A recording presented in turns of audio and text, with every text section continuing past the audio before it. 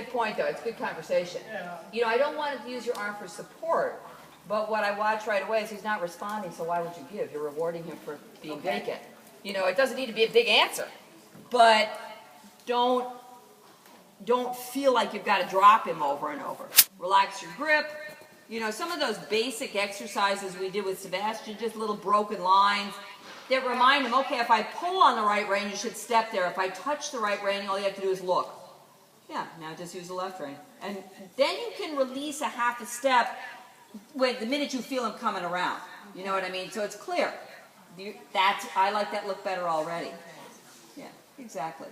And the nice thing is because he's not a 3-year-old, you don't have to start him in a baby frame. You can start him, he's not going to collect, but you can put him together a little bit so he doesn't feel awkward. Yeah.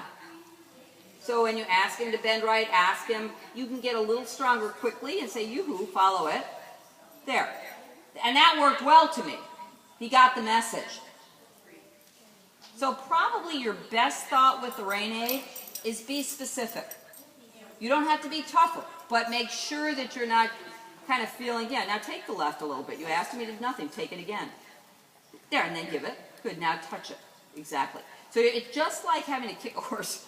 If you need to use it strongly, get the answer, but within a step, come back and touch him and say, really, you don't want to wait. Yeah, because he's not really afraid there, and that's another thing that I'm kind of watching while I'm learning him. So it's not a harsh hand, but it's clear that he can't just ignore the rein aid until he's ready. It's not a good thought. Yeah.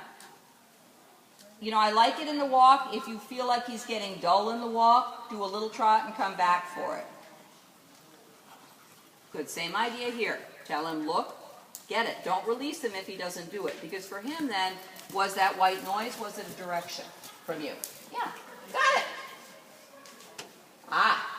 Now, you can play with him in your left fingers. That works for me just fine. But you don't want to be in that position of wondering, did he do it or not? Yeah. That's it.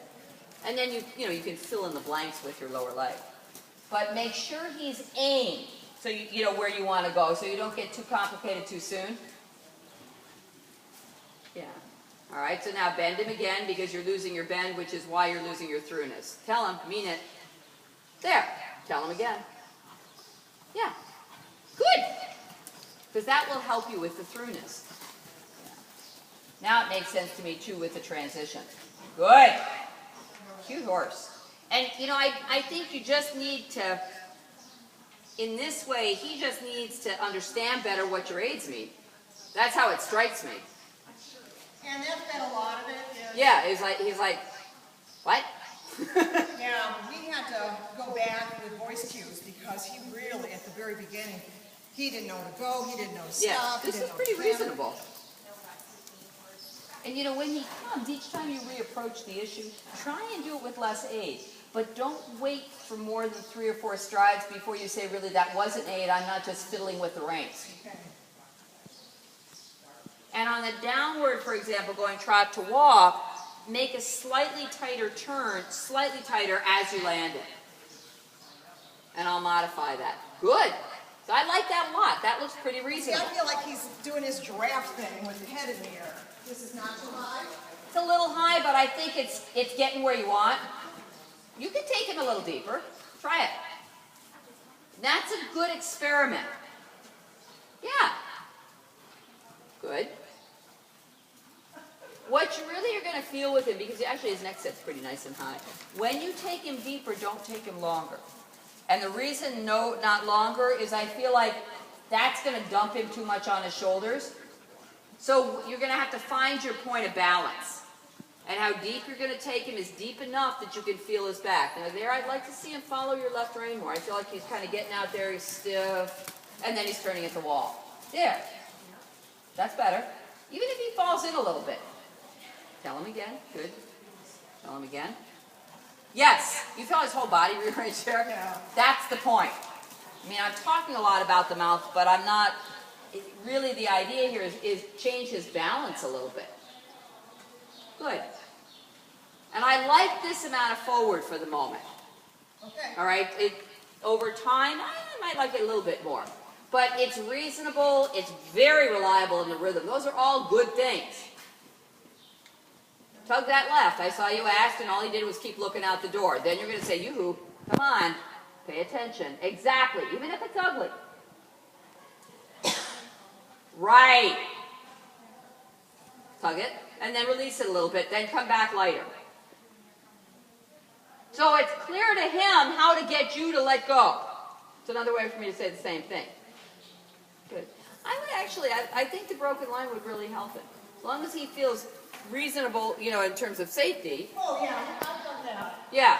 Let's see what it looks like. Go down the long side a couple of times. In, out, in, out. Let me see what that does for him. Cute horse. All right, now out.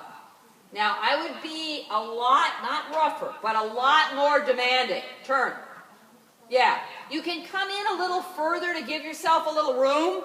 What I mean by a lot more demanding is you need to be clear to him, did you mean head right, turn right? Which one, you know?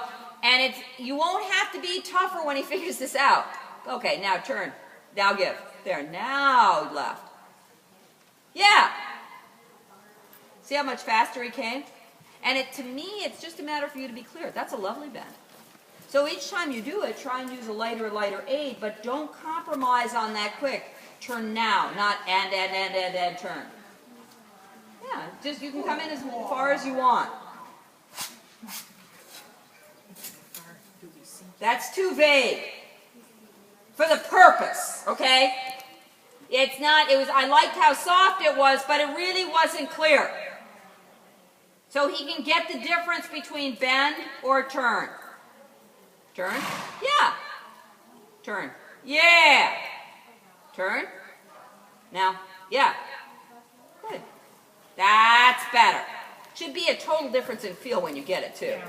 Yep. The other way, again, you don't have to set him up that much. He's better balanced than you think he is. And that's what we're trying to do without scaring him, is saying, you know, you don't have 10 steps to get reorganized. Do it, do it, do it, do it. Teach him how to use his body. He was quite good there. Yeah. It's just been too long since I've worked with somebody. That's right. And it's knowing the right thing at the right time. I mean, if he were tense, I would not do this. But clearly he's nice and relaxed. He's just kind of cruising along.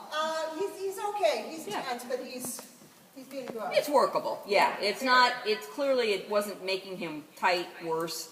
It just woke him up. The way I can tell is I can't regulate the rhythm. Yeah. And a little of that, you know, if it's not any more than this, I would, in this quiet way, force him to work through with it. Okay. Because you can't be so careful. Oh, yeah. Yeah, he works. I mean, and you're fine. You know what? Your position is good. Your aids are good. Nothing's out of order. That was the other thing I did. Yeah, right. I've seen a couple of videos and I went, oh my God. I know, we're not going there. What I really think of the most with these young horses, sit in the middle. I mean, young or green, let me put it that way. Stay centered. Don't help him with a lot of body English because it doesn't help him. No, that's what I like, is stay in the middle, ride him whether he knows it or not. Your mental picture is going to be ride him like an advanced horse. Because then your body isn't leaning, you're not confusing the message. Another way to say the same thing is, because we're really isolating rain effect, you don't want to inadvertently fudge it with another aid. Well, and that's what I feel like I'm doing a lot. I knew Yeah. there was something, probably me, possibly him, Yeah. you know, that was going on. Well, I mean, he's definitely, I would agree, he's a little vague, he's kind of trotting around the ring, this is nice. Yeah. And, you know, in this way you want to, and that's why I like that broken line. Don't help him with anything else. You know, saying, here, I'm going to pull the right a little bit, you've got good forward, go with it. And it's the simplest way for you to gauge it. His response, you know, old idea, is proportional to the aid. If you just tickle the right rein, he could peek. If you pull it, he should turn. Now, if he falls in on this side, take the left rein. Say, step out. And literally, you can take a step out. There. As opposed to a lot of inside leg. Yeah. So if he falls in, you're going to take one step left, and you can pull gently, but pull him out onto that left shoulder. Yep, that way he'll stand up, and then in the next step, you can rebend. Cool. Yeah. Now, you know, I like this. I think the quality of the trot here is quite nice. Turn him with a little more direct rein there, as opposed to half out the outside as much. And, you know, in a couple weeks, modify that. But a simple thought, make sure he's looking where he's going. If he is, then you can half halt the outside. And you can pull a little harder and say, no, really, look there. Yeah, and then give a little on the outside. But the next step, you're going to say, hey, stand up. Correct. Because even at this greenest stage, you don't want him to use your arms for support. That's a bad idea. Yes. Way better. Yep. You got it. And then, add your broken line back in, but do go all the way out to the quarter line. Gives yourself. Good. Soon as you feel him swinging around, for a step, you can release the rein. Oops. Or not. Luckily, that's how he's focused. That's pretty tame. I'm liking it. All right. Well, it definitely looks a little bit firmy looking out the back door at the corn. As long as nothing comes out of the corn, it's fine. Yeah, I like that a lot. Pull it gently, but pull it. Yeah, because you're developing an outside half halt. And think back to your base knowledge. Outside half halt is close open. It's not close open. So this is another thing that you're training onto him right now, right from the get-go. Yeah, pull, give, good, and then you're gonna say, okay. When you like the response, grow it into a proper serpentine. When you like his response in and out, then develop it to a regular old wall-to-wall serpentine with good changes of bend, good, where he's really honestly going from bend to bend without falling. Yeah. Take the left, quickly, do it. I'd pull him a little harder left. I saw your left hand, he said, no, this is kind of more interesting. Good. Straight, change the bend, make the turn. Whether or not it happens, think of it like that. I know that it probably won't happen right away. But ride it for that level of, that advanced level. Because you're teaching him to respect your outside half halt without having to make a big deal about it. Yep, change the bend, make the turn. Perfect. That looks great. It should feel pretty good to you too. And it's giving you enough over his back.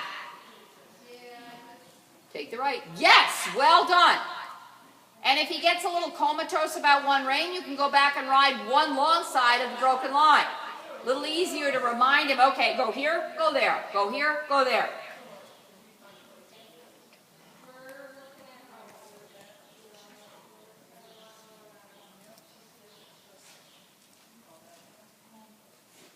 Cool.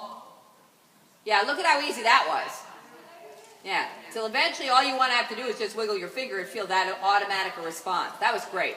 I don't mind. I mean, it was good that he's like, I'm on it, I'm on it, I'm on it. He was quick. That's exactly what you need. I'm going to take a little breather for a minute. He's a very nice boy. He is. Nancy really likes him. And he's plenty smart, We've not always been sure about that. Well, he's not brilliant, but he's smart enough to process the information relatively quickly. Well, yeah, he can, and that's why I knew that I needed some help because I wasn't explaining it well to him. Because I think also you can, within reason, you can push him a little bit more. Yeah. Just because this is pretty boring. So it's finding the right blend of, things that are teaching him how to use his body, and they keep his interest. Because he's well enough balanced, going around the ring, there's not much reason for him to stay tuned. Well, I want to do some canter before we lose him. Yeah, I was about to do that next, because this was good, and you don't need to do more of it unless you lose steering. Yeah, while we were in the beginning weeks of the oil therapy for EPSM, I wasn't pushing him a lot. He was working because they have to work. And so I had been doing a lot of canter, and it's like, he's completely forgotten what the aids are. It's like, well, send me a memo and I'll get around to it on Tuesday. I know that feeling. Yeah, I'll be there, So I don't know if it's me. Yeah. Well, let's see what he's doing. Because the other thing that I want to do, I want to see the canter first. That's more important to me. But I also want to do a little lateral work, again, you could use the advantage of the extra engagement for your transitions. But let's see what happens with canter first. I don't care which way you start or how you develop him. Makes no difference. Yeah, and pull the left rein a little bit too. I like your leg, but say, hey, do it. And that I would be a little tougher about with him now. It's one thing if yeah, exactly. Okay, then you're going to come back and test it. It's one thing if you had just started the session